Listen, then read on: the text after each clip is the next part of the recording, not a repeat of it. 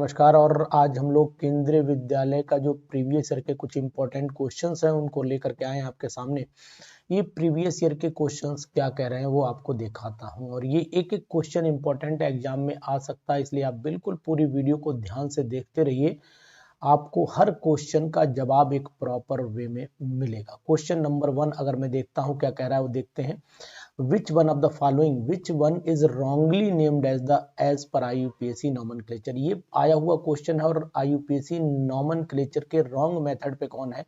तो यहाँ दिखाना चाहूंगा कि अगर मैं यहाँ पर K3 कर देता तब ये एग्जैक्ट आता +3। इसका मतलब अगर इसका नाम आप लिखेंगे potassium tetra oxalato tri oxalato chromium third ही इसका नाम सही, ये गलत है। एक्चुअल में यहाँ पर K3 होना चाहिए था, तो रॉन्ग यही नाम दिखाई दे रहा है मुझे जो इसमें दिखाई आप दे रहे हैं। बाकी सब नाम सही हैं, कोई दिक्कत नहीं, आप एक बार चेक भी कर सकते हैं। जनरल फार्मूला 3 डिग्री एमीन का क्या होना, ये सब आए हुए क्वेश्चन है। पेपर उठा लीजिए, अगर आपके पास पुराना पेपर पड़ा है तो उठा करके मिला लीजिए कि मैं सही कह रहा हूँ गलत कह रहा हूँ। देखिए जनरल फार्मूला 3 डिग्री एमीन का क्या होना चाहिए। अगर आप ध्यान देते हैं तो मान लीजिए सपोज कर लेते हैं CH3 का होल थ्राइस n। आप निकालने के तरीके को समझें। यहाँ पर जो नंबर होगा वो इसका नंबर का, देखिए यहाँ पर C3 हो गया और H कितने हो गए, H आपके 9 हो गए। तो इसका मतलब ये हुआ कि अगर मैं इस नंबर को 2 से मल्टीप्लाई करके 3 जोड़ता हूँ तो 9 आ जाएगा। तो मीन्स अगर मैं C ऑप्शन पे टिक कर लेता हूँ तो मुझे लगता है बिल्कुल एग्जैक्ट आंसर आ जाएगा, क्योंकि +3 का मतलब हुआ कि 2n जो भी यहाँ पर नंबर चलेगा 2n + 3 अगर यहाँ पर कर देता हूँ तो अगर n का नंबर 3 रखता हूँ तो यहाँ C3 हो जाएगा। h का नंबर n का नंबर यानी 2 × 3 + 3 यानी 3 दूनी 6 3 9 ऑटोमेटिकली आ जाएगा n। तो C वाले ऑप्शन पर आप राइट क्लिक करिए और फट से आंसर को टिक कर दीजिए। Which one is the highest value of the first emission potential? किसका इलेक्ट्रॉन मुश्किल से निकलेगा, तो आपको पता होना चाहिए इसका तो इलेक्ट्रॉन मुश्किल से नहीं निकलेगा, आसानी से निकल जाता है। लेकिन इन दोनों को अगर मैं देखता हूं तो यहाँ पर भी P में 3 इलेक्ट्रॉन होते हैं, यहाँ पर भी P में 3 इलेक्ट्रॉन होते हैं। यानी कि कहने का तात्पर्य ये कि ये दोनों स्टेबल हैं, लेकिन इसमें साइज छोटा इसका है तो ये हाफ फील्ड मोर स्टेबिलिटी की तरफ जाएगा। और हाफ फील्ड मोर स्टेबिलिटी का मतलब ये बहुत ही स्टेबल होगा, हाफ फील्ड मोर स्टेबिलिटी। तो इस पे टिक कर लीजिए, क्वेश्चन नंबर 3 आपका कंप्लीट हो जाता है।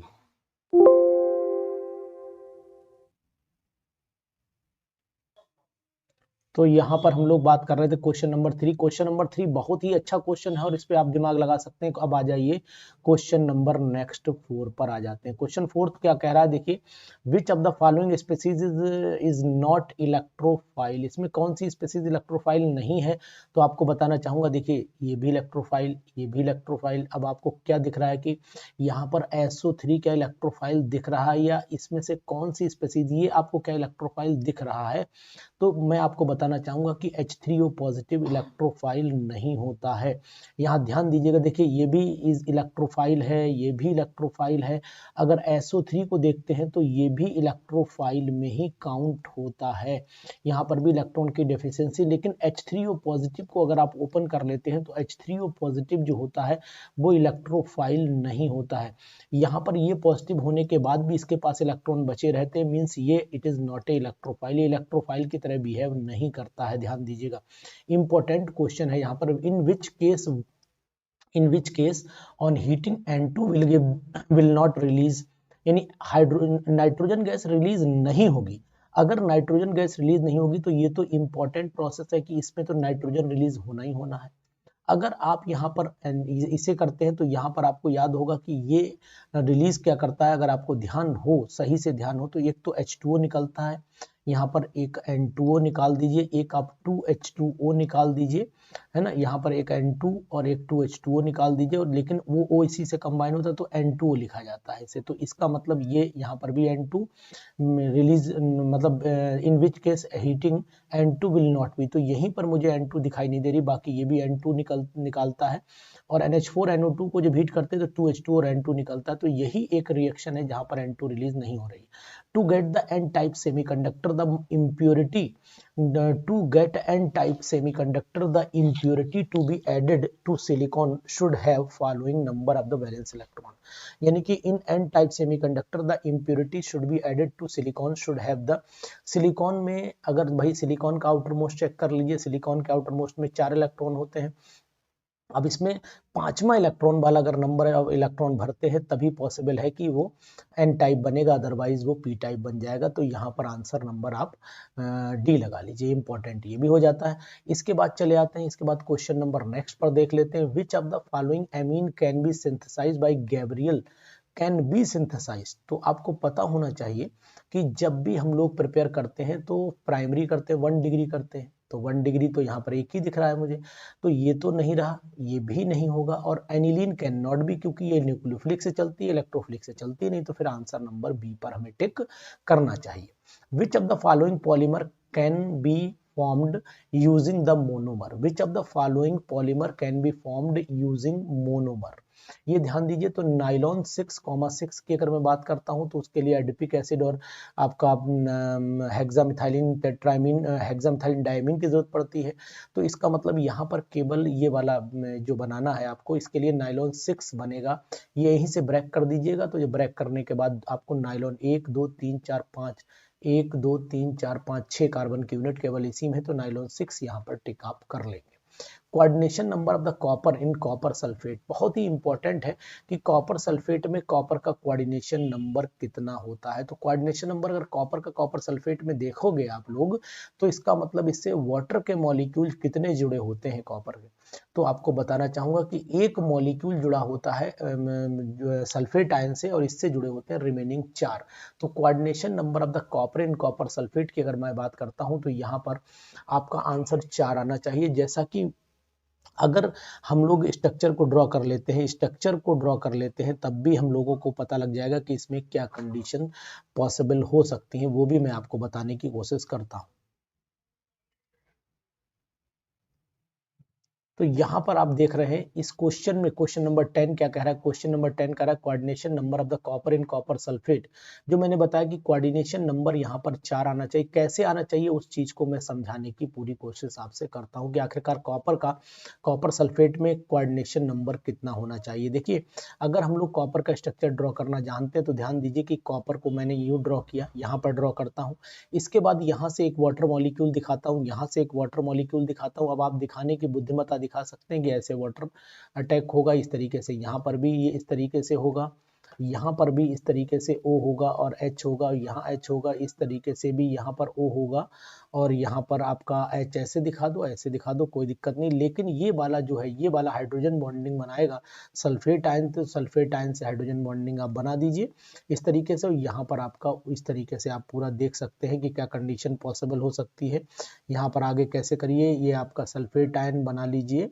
ये तो 4 तो फिलहाल यहाँ पर आपको साफ दिख रहा होगा। तो एक वाटर मॉलिक्यूल आप मेरे हिसाब से H2SO4 है ना, H2SO4 है। तो ये संभावना आपकी ऐसे भी हो सकती है कि मैं यहाँ पर O दिखा दूं, यहाँ पर O दिखा दूं, तो ये पॉसिबिलिटी दिखा सकते हैं आप। दूसरी कंडीशन, एक तरीका और भी है रिप्रेजेंट करने का, वो तरीका भी मैं आपको बता देता हूँ। वो तरीका क्या हो सकता है कि ऐसे अगर मैं दिखाने की कोशिश करूँ, जैसे वाटर, ये हाइड्रोजन बॉन्डिंग है, ये यहाँ पर OH भी दिखा दूं, अगर यहाँ पर OH दिखा दूं तो भाई H2SO4 है, तो ये H2SO4 आपका पूरा हो गया। अब ये वाला हाइड्रोजन मैं यहाँ मिटा देता हूँ, तो ये कंडीशन भी पॉसिबल है कि मैं ऐसे दिखा दूं आपको, यहाँ पर ये मिटा देता हूँ और यहाँ पर मैं दिखाने की कोशिश करूंगा कि किस तरीके से वाटर रिप्रेजेंट कर रहा है। देखो, ये तो ये मान लीजिए ये इस तरीके से H दिखा दो, यहाँ इस तरीके से H, तो इस वाले यहाँ से हाइड्रोजन बॉन्डिंग ऐसे भी दिखा सकते हो। ओवरऑल कोऑर्डिनेशन नंबर आपका पूरा दिखाई देगा जैसा कि दिखाई देना चाहिए। तो ये आप दिखा सकते हो। अगर आप सल्फेट आयन को अलग करना चाहते हो तो सल्फेट आयन को अलग करके भी दिखा सकते हो। तो ये H2SO4 की पॉसिबिलिटी हो सकती है। ध्यान दीजिएगा, इंपॉर्टेंट स्ट्रक्चर है, और ऐसे स्ट्रक्चर की पॉसिबिलिटी इसलिए भी, हाइड्रोजन बॉन्ड यहाँ पर 2 ही दिखाई नहीं गए, एक ये वाला, एक ये वाला। अगर पूछा जाए कि हाइड्रोजन बॉन्ड की पॉसिबिलिटी क्या होगी, तो वो आपको साफ दिखाई दे रही है। तो हाइड्रोजन बॉन्डिंग पे भी क्वेश्चन शायद पीजीटी में आ चुका है, लेकिन यहाँ पर कॉपर सल्फेट पेंटाहाइड्रेट अगर लिखना चाहो तो फार्मूला भी पूरा हो सकता है लिखा हो, मैंने लिखते समय ना ध्यान दिया हो, ये क्वेश्चन मैंने वहीं से प्रीवियस ईयर में से कॉपी किए हुए हैं। इसके बाद में आपको बताता हूँ नेक्स्ट क्वेश्चन आपका क्या कह रहा है, वो आपको दिखाने की कोशिश करूंगा। The order of the screening effect बहुत इंपॉर्टेंट है। ऑर्डर ऑफ स्क्रीनिंग इफेक्ट, सबसे बढ़िया स्क्रीनिंग इफेक्ट न्यूक्लियस के पास वाली ऑर्बिटल का होता होता है यानी एस का होता है, उसके बाद पी का होता है, फिर डी का सबसे पुअर वेव का होता है, तो ए पे ऑप्शन लगा लीजिए, ये आप जानते हैं इस क्वेश्चन को। सीएन नेगेटिव, सीएन और सीएन पॉजिटिव की आबंध कोटि बताइए। आबंध कोटि मतलब बॉन्ड ऑर्डर की जानकारी दीजिए आप। इसमें बॉन्ड ऑर्डर आपको निकाल देता हूँ। देखिए कार्बन का बॉन्ड ऑर्डर जो है, कार्बन का 6 होता है और 7 प्लस 7 प्लस 1 यानी कि टोटल हो गया आपका 7 1 8 6 14 14 हो जाता है। सीएन में आपका चले आइए, सीएन में हो गया आपका 6 और 7 7 7 12 13 हो जाता है। सीएन पॉजिटिव की बात कर लो आप, सीएन पे एक पॉजिटिव लगा लो तो आपका 6 हो गया प्लस 6 12 हो गया। तो अगर मैं यहाँ पर 3 करता हूँ तो 3 के बाद ये 2.5 हो जाता है, ये आपका 2 हो जाता है। तो सबसे ज़्यादा बॉन्ड ऑर्डर सीएन नेगेटिव का, सबसे ज़्यादा बॉन्ड ऑर्डर आपका सीएन नेगेटिव का आएगा।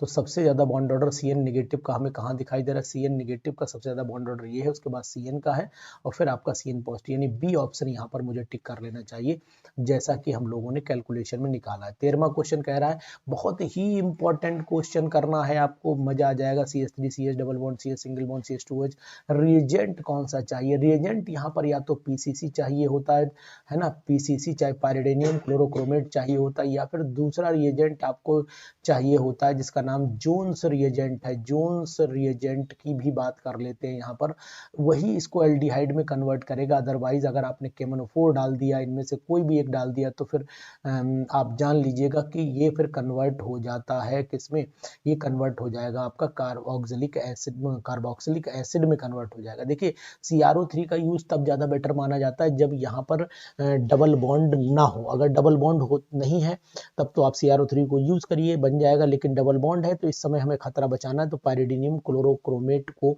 हम लोग यूज करेंगे। वैसे ये दोनों ही रिएजेंट जो है यहाँ पर यूज किए जा सकते हैं।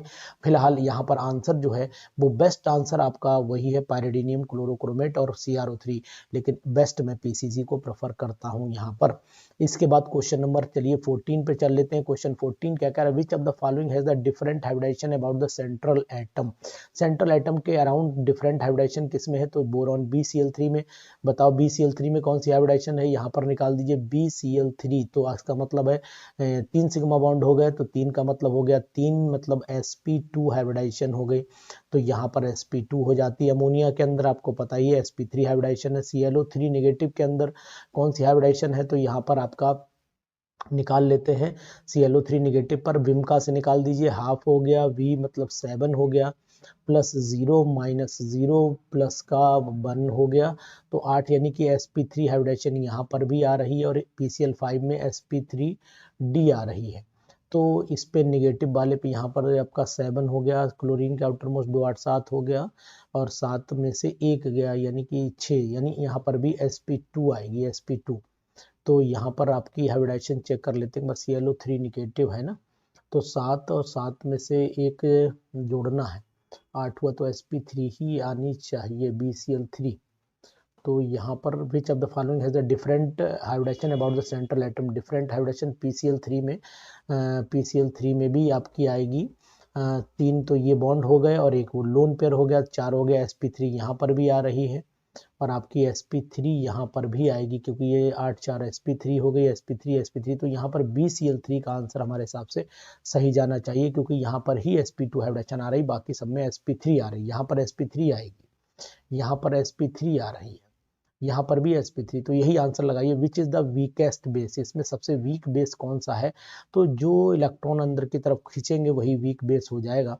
देखिए इसका जो लोन पेयर है वो बॉन्डिंग में इन्वॉल्व हो रहा है, तो इसका मतलब इसकी हो गई कंडीशन, यहाँ पर लोन पेयर इन्वॉल्व नहीं हो रहा है, यहाँ पर लोन पेयर बॉन्डिंग में इन्वॉल्व हो पॉसिबिलिटी, अगर मैं इसको ओपन करके लिखता हूँ, यहाँ पर H लिखता हूँ, यहाँ C डबल बॉन्ड हो, तो ये पॉसिबिलिटी यहाँ पर है कि यहाँ आए ये बॉन्ड इधर ट्रांसफर हो जाए, ये संभावना है। तो यानी कि जो वीकेस्ट बेस होगा जिसका लोन पेयर, ये तो सबसे स्ट्रॉन्ग तो ये हो गया, तो ये तो पॉसिबल है ही नहीं। इसका वीकेस्ट का मतलब ये लोन पेयर अवेलेबल ही नहीं है, क्योंकि अगर मैं इसके लोन पेयर की अवेलेबिलिटी देखता हूँ तो इसका लोन पेयर डीलोकलाइज है, यहाँ पर अवेलेबल है, यहाँ पर भी, तो सबसे वीक मेरे हिसाब से डी होना चाहिए, क्योंकि इसका लोन पेयर ही अवेलेबल नहीं है। State of the freezing does not involve, state of the freezing यानी कि अगर स्टेट ऑफ द फ्रीजिंग होती है, जब फ्रीजिंग समय पर मेल्टिंग ऑफ द सॉलिड नहीं होती है, वो फ्रीज कर चुका होता, तो यही आंसर इसका सटीक होना चाहिए। बाकी तो स्टेटमेंट ठीक है, लेकिन ये स्टेटमेंट नहीं सही है यहाँ पर अकॉर्डिंग टू 16 क्वेश्चन। इसके बाद क्वेश्चन नंबर नेक्स्ट पे 17 पे चल लेते हैं। Which molecule does not have the carbon carbon bond equal length. देखिए यहाँ पर इक्वल इसलिए क्योंकि ये बेंजीन की एरोमेटिसिटी है, यहाँ पर भी आपकी एरोमेटिसिटी है, यहाँ पर भी एरोमेटिसिटी, लेकिन यहाँ पर एरोमेटिक करेक्टर नहीं क्योंकि ये नेगेटिव लगा हुआ है, तो यहाँ पर बॉन्ड की लेंथ अलग अलग हो जा रही, तो यहाँ पर बॉन्ड की लेंथ डिफरेंट है, सेम नहीं है। क्वेश्चन नंबर 18 में चल लेते हैं। The first ionisation enthalpy of the sodium magnesium aluminium, पहला इलेक्ट्रॉन सबसे जल्दी कहाँ से निकलेगा। सबसे पहला जल्दी इलेक्ट्रॉन ये निकालेगा, तो सबसे कम वैल्यू इसी की होनी चाहिए, सबसे कम में यहाँ 2 जगह दे रखा है। उसके बाद मैग्नीशियम होना चाहिए, उसके बाद एल्युमिनियम होना चाहिए, सबसे ज़्यादा सिलिकॉन ये इलेक्ट्रॉन बिल्कुल लॉस नहीं करेगा, तो मेरे हिसाब से फिर आंसर सी टिक करिए, क्योंकि एल्युमिनियम में भी पॉसिबिलिटी अपने इलेक्ट्रॉन लॉस करने की, लेकिन यहाँ पर इलेक्ट्रॉन लॉस होने की टेंडेंसी कम है, तो सी ऑप्शन टिक करना चाहिए यहाँ पर। Which of the following does not cause acid rain, acid rain कौन नहीं कॉज करता है, तो यहाँ पर methane gas acid rain cause नहीं करती, क्योंकि ये वाटर से कोई भी रिएक्शन नॉर्मल कंडीशंस में नहीं करती है। इसके बाद क्वेश्चन नंबर 20 आते हैं। Among the following essential amino acid, among the following essential अमोनियो एसिड, तो लाइसिन एक इसेंशियल अमीनो एसिड में यहाँ पर गिना जाता है। Which element does not show the variable oxidation state, तो यहाँ पर अगर आपको दिखाऊं तो ये भी वेरिएबल, ये भी वेरिएबल, ये भी, लेकिन स्कैंडियम जो होता है, स्कैंडियम का अगर इलेक्ट्रॉनिक कन्फिग्रेशन लिखता हूं तो यहाँ पर आर्गन हो जाता है 3d1,4s2, तो ये पूरे तीनों इलेक्ट्रॉन लॉस कर लेता है डी में, तभी ये स्कैंडियम पे ट्राई पॉजिटिव आता है। यही अपनी ऑक्सीडेशन स्टेट वेरी नहीं करता है, बाकी सभी ऑक्सीडेशन स्टेट वेरी करते हैं। तो ये मैंने आपको 21 क्वेश्चन मैंने अभी आपको बताए, और ये 21 क्वेश्चन आपके लिए बहुत ही इंपॉर्टेंट है। ये प्रीवियस ईयर से लिए गए हैं, और जो मैंने छांट करके लिखे हैं क्वेश्चंस, इंपॉर्टेंट लगे मैंने लिखे, इसी तरीके से आगे भी कंटिन्यू आपके लिए क्वेश्चंस देता रहूँगा। आप इसी प्रकार सभी क्वेश्चंस की चाहे तो स्क्रीनशॉट ले सकते हैं। मैं वीडियो को है ना थोड़ा सा आपको थोड़ा मिनिमाइज करना पड़ेगा, तो आपको क्वेश्चन पूरा दिखाई देगा। ये आप इसका स्क्रीनशॉट ले सकते हैं, मैं आपको वापसी तक ले जाता हूँ। नंबर 1 स्क्रीनशॉट इसका लीजिए, नंबर 2 इसका भी स्क्रीनशॉट आप ले ही लीजिए, और वैसे अगर चाहोगे तो मेरे ऐप पर जाकर के ये पीडीएफ में फ्री ऑफ कॉस्ट लगा दूंगा, तो आप ऐप डाउनलोड करिए और फ्री ऑफ कॉस्ट इस पीडीएफ को डाउनलोड कर लीजिए प्रीवियस में। जल्दी से जाइए, ऐप को खोलिए, और ऐप पर जाकर के अगर ये पीडीएफ चाहते हैं कि अनुसर की पीडीएफ मुझे मिल जाए, तो इस पीडीएफ को आप फटाफट डाउनलोड करके अपने मोबाइल में सेव कर लीजिए, बाद में इन क्वेश्चंस को लगा लीजिएगा। अगर किसी क्वेश्चन में आपको डाउट लगे, संभावना लगे, तो अनुसर का नंबर दे रखा है, कोई दिक्कत नहीं, आप अनुसर को मैसेज कर सकते हो। बाकी अगर ये इस टाइप की बुकलेट की जरूरत है, तो फिर आप बुकलेट के लिए हमारे ऐप को परचेज करिए, आपको तक ये बुकलेट पूरी पहुंच। कोई भी सपना साकार करने के लिए सबसे जरूरी है सही कोच का होना। चुनिए अरोमा केमिस्ट्री क्लासेस को और करें अपने PGT-TGT एग्जाम्स ऑफ इंडिया का सपना साकार। Download the app now.